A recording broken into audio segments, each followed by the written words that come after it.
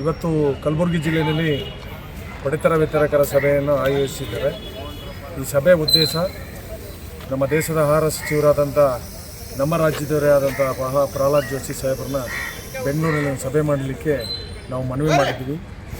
ಮನವಿಗೆ ಅವರು ಸಭೆಗೆ ಬರಲಿಕ್ಕೆ ಒಪ್ಪಿದ್ದಾರೆ. ಈಗ ಕಾರಣ ಇಷ್ಟೇ, ಕೇಂದ್ರ ಸರ್ಕಾರದಿಂದ ಬರುವಂಥ ಸವಲತ್ತುಗಳನ್ನ ನಮ್ಮ ಈ ರಾಜ್ಯದ ಕಾರ್ಡ್ದಾರರಿಗೆ ಕೊಡಿಸ್ಬೇಕು ಅನ್ನೋ ಉದ್ದೇಶ.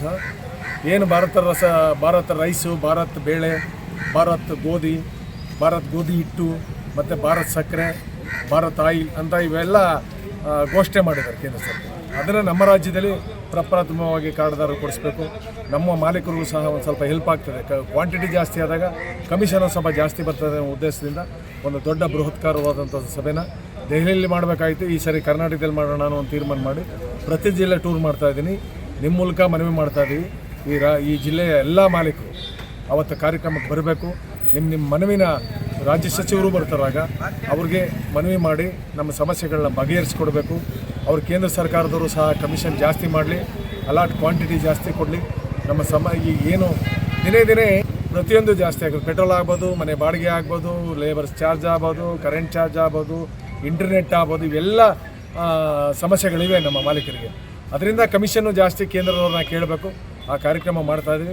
ಆ ಕಾರ್ಯಕ್ರಮಕ್ಕೆ ಇಡೀ ಜಿಲ್ಲೆಯ ಎಲ್ಲ ಜನಗಳು ಬರಬೇಕು ಅಂತ ಮನವಿ ಮಾಡಲಿಕ್ಕೆ ನಾನು ಪ್ರತಿ ಜಿಲ್ಲೆ ಟೂರ್ ಮಾಡ್ತಾಯಿದ್ದೀನಿ.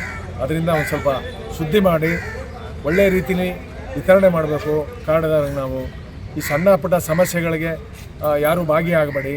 ಮತ್ತು ಈಗ ರಾಜ್ಯ ಸರ್ಕಾರಕ್ಕೂ ಒತ್ತಾಯ ಮಾಡಿ ಹಣನೂ ಬಿಡುಗಡೆ ಮಾಡಿದ್ದಾರೆ ರಾಜ್ಯ ಸರ್ಕಾರ. ಸಿದ್ದರಾಮಯ್ಯರು, ಮುನಿಯಪ್ಪ ಸಾಹೇಬರು ಬಿಡುಗಡೆ ಮಾಡಿದ್ದಾರೆ. ಏನು ಸಗಟು ಮಳಿಗೆಗಳಿಗೆ ಎಲೆಕ್ಟ್ರಾನಿಕ್ ಸ್ಕೇಲ್ ಹಾಕಿ ಸರಿಯಾದ ತೂಕ ಕೊಡಿಸ್ಬೇಕು. ಮತ್ತು ಕಾಂಟ್ರಾಕ್ಟರ್ಗಳು ಯಾವ ಲಾರಿಗಳಿಗೆ ಬಿಟ್ಟಿದ್ದಾರೆ, ಟೆಂಡರ್ ಮೇಲೆ ಯಾವ ಎಂಟ್ರಿ ಆಗಿವೆ ಅವೇ ಲಾರಿಲಿ ಇದು ಮಾಡಬೇಕು. ಬೇರೆ ಲಾರಿಗಳು ಹೋಗக்கூಡದು.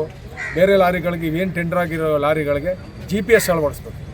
ಅದೇನು ಗೋಡನಿಂದ ಎಲ್ಲಿ ಹೋಗ್ತದೆ, ಯಾವ ನ್ಯಾಯಬೆಲೆ ಅಂಗಡಿಗೆ ಹೋಗ್ತದೆ, ಇಲ್ಲ ಕದ್ದು ಮಾರ್ತಾರ ಏನು, ಇವೆಲ್ಲ ಒಂದು ಸಿಸ್ಟಮ್ನ ಅಳವಡಿಸಿದಾಗ ಈಗ ಒಂದು ಸ್ವಲ್ಪ ಭ್ರಷ್ಟಾಚಾರ ಕಡಿಮೆ ಆಗ್ತದೆ.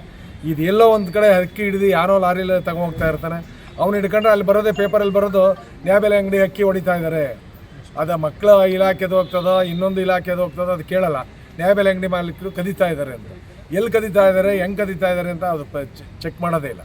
ಅದು ಈ ಪತ್ರಿಕೆಯಲ್ಲಿ ಮತ್ತು ಸುದ್ದಿ ಮಾಡ್ತಾರೆ. ಅದರಿಂದ ನಮ್ಮೇಲೆ ಭ್ರಷ್ಟಾಚಾರ ಇಲಾಖೆಯಲ್ಲಿ ಏನು ನಡೀತಾ ಇದೆ, ಭ್ರಷ್ಟಾಚಾರಗಳು ಗೋಡನ್ಗಳಲ್ಲಿ ಅವಕ್ಕೆಲ್ಲ GPS ಎಲೆಕ್ಟ್ರಾನಿಕ್ ಸ್ಕೇಲ್ ಆಡಿಸಿದಾಗ ಈ ಭ್ರಷ್ಟಾಚಾರ ಕಡಿಮೆ ಆಗ್ತದೆ.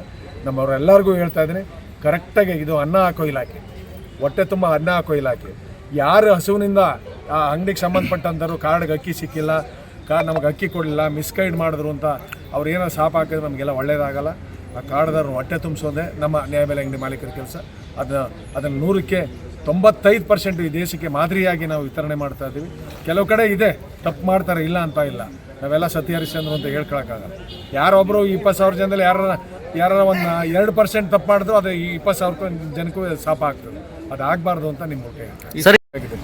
ಚಾಮರಾಜನಗರ, ಮೈಸೂರು, ಶಿವಮೊಗ್ಗ, ಚಿಕ್ಕಮಗಳೂರು ಮತ್ತು ರಾಮನಗರ, ಮಂಡ್ಯ ಇವೆಲ್ಲ ಮುಗಿಸ್ಕೊಂಡು ಈಗ ರಾಯಚೂರು, ಕೊಪ್ಪಳ, ಯಾದಗಿರಿ ಈಗ ಇದನ್ನು ಮಾಡ್ತಾಯಿದ್ದೀವಿ. ಈಗ ಮುಗಿಸಿ ಇವತ್ತು ಏನು ನನಗೆ ಫೈನಲ್ ಆಗ್ತದೆ ಡೇಟು, ಆ ಡೇಟ್ಗೆ ಡೈರೆಕ್ಟ್ ಬೆಂಗಳೂರಿಗೆ ಹೋಗಿ ಆ ಪ್ಲೇಸ್ ನೋಡಬೇಕು. ಪ್ಯಾಲೇಸ್ ಗ್ರೌಂಡ್ ಎಲ್ಲ ಇಲ್ಲ ಸರ್ಕಾರಿ ನೌಕರು ಬರೋಣ, ಇವೆಲ್ಲ ಪ್ಲೇಸ್ ನೋಡಿ ನಾವು ಅಧಿಕೃತವಾಗಿ ನಿಮ್ಮ ಪ್ರೆಸ್ನವ್ರಿಗೆ ತಿಳಿಸ್ತೀವಿ. ಮುಖ್ಯ ನಿರ್ಧಾರ ಏನು ಮಾಡಬೇಕಂತ ಏನಿಲ್ಲ, ನಮ್ಮ ಬೇಡಿಕೆ ಏನಿದೆ ಕೇಂದ್ರ ಸರ್ಕಾರ ಕೊಡಲಿ. ಅವ್ರಿಗೂ ಓಟ್ ಹಾಕಿದ್ದೀವಲ್ಲ ನಾವು. ಸಿದ್ದರಾಮಯ್ಯನವ್ರು ಏನು ಹೇಳಿದ್ರು, 136 ಜನ ಗೆಲ್ಲಬೇಕಾದ್ರೆ ಈ ಅನ್ನಭಾಗ್ಯನೇ ಪ್ರಮುಖವಾದದ್ದು. 13ನೇ ಇಸ್ವಿನಲ್ಲಿ ಕೊಟ್ಟಂಥ ಕೊಡುಗೆನ ಕಾರ್ಡ್ದಾರರು ಕೊಡ್ತೀನಿ, ನಮ್ಗೆ ಓಟ್ ಹಾಕ್ರಪ್ಪ ಅಂದರು.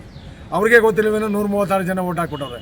ಯಾವುದಕ್ಕೋಸ್ಕರ ಇದು ಅನ್ನಭಾಗ್ಯದ ಅನ್ನ ಈ ನ್ಯಾಯಬೆಲೆ ಅಂಗಡಿ ಕೊಡ್ತಾವ್ರಲ್ಲ ಅಕ್ಕಿಯ, ಅದಕ್ಕೋಸ್ಕರ ಜನ ತೀರ್ಮಾನ ಮಾಡಿದ್ರು. ನೀವು ಯಾವುದೋ ಗ್ಯಾರಂಟಿ ಮಹಿಳೆಯರಿಗೆ ದುಡ್ಡು ಕೊಡ್ತೀವಿ, ಕರೆಂಟ್ ಚಾರ್ಜ್ ಕೊಡ್ತೀವಿ, ಅವಕ್ಕೆ ಯಾಕಲ್ಲ. ಅನ್ನಭಾಗ್ಯ ಅಕ್ಕಿ ಸಿದ್ದರಾಮಯ್ಯರು 13ನೇ ಇಸ್ವಿನಲ್ಲಿ ಏನು ಕೊಟ್ಟಿದ್ರು ಅದನ್ನು ಕೊಡ್ತಾರೆ. ನಮಗೆಲ್ಲ ಹೊಟ್ಟೆ ತುಂಬ ಆಹಾರ ಪದಾರ್ಥ ಕೊಡ್ತಾರೆ ಅನ್ನೋ ದೃಷ್ಟಿಯಿಂದ 136 ಜನ ಗೆಲ್ಲಿಸಿದ್ದಾರೆ. ಮಾನ್ಯ ಮುಖ್ಯಮಂತ್ರಿಯವರು ಕೊಟ್ಟಂಥ ಮಾತನ್ನು ಉಳಿಸ್ಕೊಳ್ಳಿ ಅಂತ ನಿಮ್ಮ ಮೂಲಕ ಮನವಿ ಮಾಡ್ತಾರೆ ಅಂತ ಹೇಳ್ತಾರೆ, ಆರೋಪ ಮಾಡ್ತಾರೆ ನಿಮ್ಮ ಡೀಲರ್ಸ್ಗಳೆಲ್ಲ. ಅದಕ್ಕೇ ನಾನು ಈಗ ಹೇಳಿದೆ, ಸಗಟು ಮಳಿಗೆಗಳಿಗೆ ರಾಜ್ಯ ಸರ್ಕಾರ 34 ಕೋಟಿ ಬಿಡುಗಡೆ ಮಾಡಿದೆ. ಸಗಟು ಮಳಿಗೆಗಳಲ್ಲಿ ನೀವು ಯಾರೋ ಮನೆ ಕೆಲಸನೋ ಕಳಿಸ್ಬಿಟ್ಟು ಗೋಡನ್ ಮ್ಯಾನೇಜರ್ ನಮ್ಮ ಹುಡುಗ ಬರ್ತಾವನು ಅಕ್ಕಿ ತುಂಬ ಕಳಿಸಿ ಅಂತಾರೆ. ಅದು ಏನು ಎಲೆಕ್ಟ್ರಾನಿಕ್ ಸ್ಕೇಲ್ ಬಯೋಮೆಟ್ರಿಕ್ ಅಳವಡಿಸೋದ್ರೆ ಸೆಕ್ಟರ್ ಮಳಿಗೆಗಳಲ್ಲಿ ಯಾರೂ ಹೋಗಂಗಿಲ್ಲ. ಪ್ರಾಧಿಕಾರ ಯಾರ ಹೆಸರಲ್ಲಿರ್ತಾರೆ ಅವನೇ ಹೋಗಿ ತಮ್ಮ ಕೊಡಬೇಕು. ಆ ತಮ್ಮ ಕೊಟ್ಟಾಗ 101 kg ಚೀಲ ಸೇರಿಸಿ 101 kg ಬಂದೇ ಬರ್ತದೆ. 50 kg ಚೀಲ ಈಗ ಬರೋದು 50 kg 630 ಗ್ರಾಮ್ ಅದು ಹಾಕಿದ್ರೇ ಓಪನ್ ಆಗೋದು. ಆ ಸಿಸ್ಟಮ್ ಬದಲಾವಣೆ ಮಾಡಿ ಭ್ರಷ್ಟಾಚಾರ ಕಡಿಮೆ. ಆದ್ರೆ ಇದು ಮತ್ತು ಲಾರಿಗಳಲ್ಲಿ ಈಗ ಏನು ಉಳಿಸ್ತಾರೆ 1 kg 2 kg ಉಳಿಸ್ತಾರೆ ಅಂತಿರಲ್ಲ, ಅದು ಲಾರಿಗಳೇ ಹೊಡಿತಾರೆ.